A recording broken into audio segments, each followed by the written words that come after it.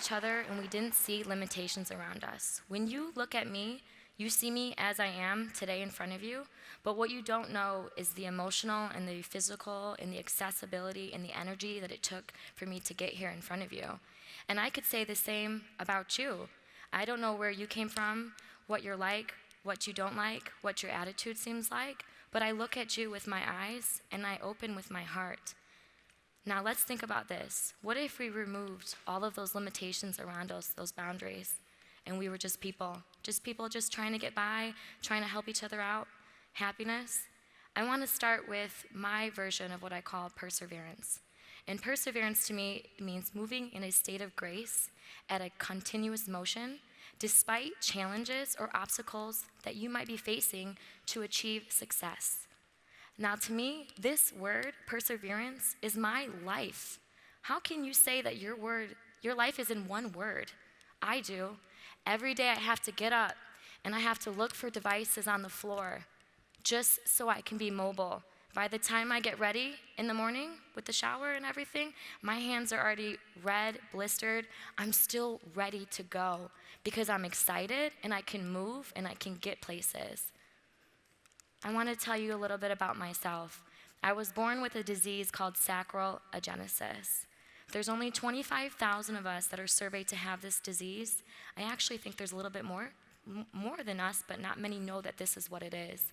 When you have this disease, you're missing the entire bottom piece of your sacrum, where the tailbone is. So most of us are constrained to having no lower bodies. Maybe there's just small feet here, but that's just the way that we are. But I also think that we're small significances of angels living on this earth to teach you a lesson.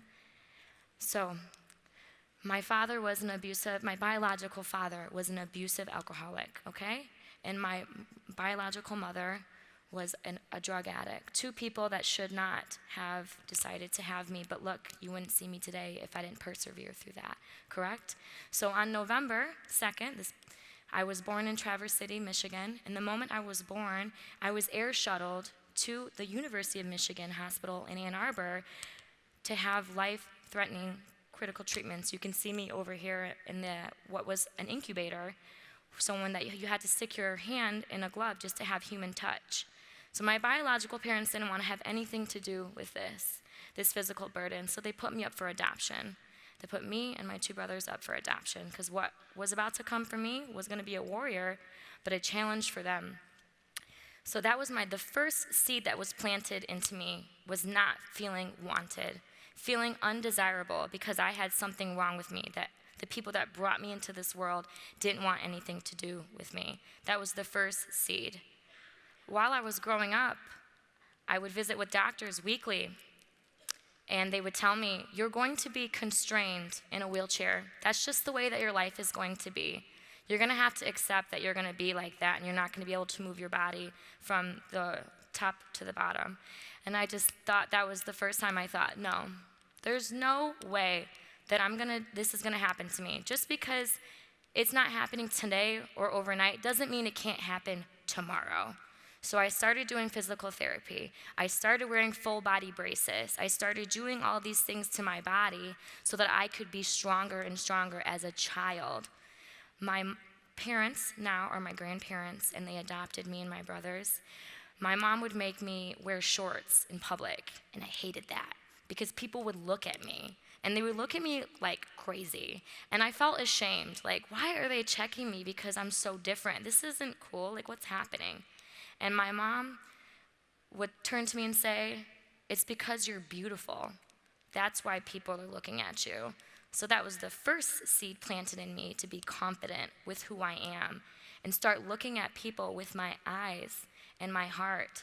I realized while I was persevering through these challenges as a child that your body is just a skin. You are just floating from room to room. That's all it's doing. It really matters on how you speak to each other and how you embrace people when you see them. You can be humble. You can be empathetic. You would have never known that that was me a long time ago, right? So I went from a wheelchair and full body braces to a walker, and then a walker to crutches, and now you can't catch me out of the club on the weekend. I'm always dancing, right? Ayo. No doesn't mean that it's not going, no doesn't mean no forever. That's what I'm trying to get across. It just means no, not now. Just because the people that brought me into this world didn't appreciate me and see that there was a lot of light inside me, doesn't mean that maybe one day I won't meet them. It doesn't mean that there won't be a time, but I need to be ready to open that door. I need to be ready for what's behind it. And just because the doctors told me that I would never walk doesn't mean I believe them. Look at me, I'm standing here right here in front of you, moving my bodies around. And I want you to think of that.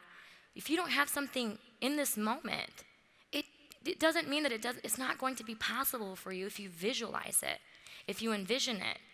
Your eyes are windows for opportunities. When you look at people, I want you to look at me here, not here. I want you to remember to use your heart to talk to people.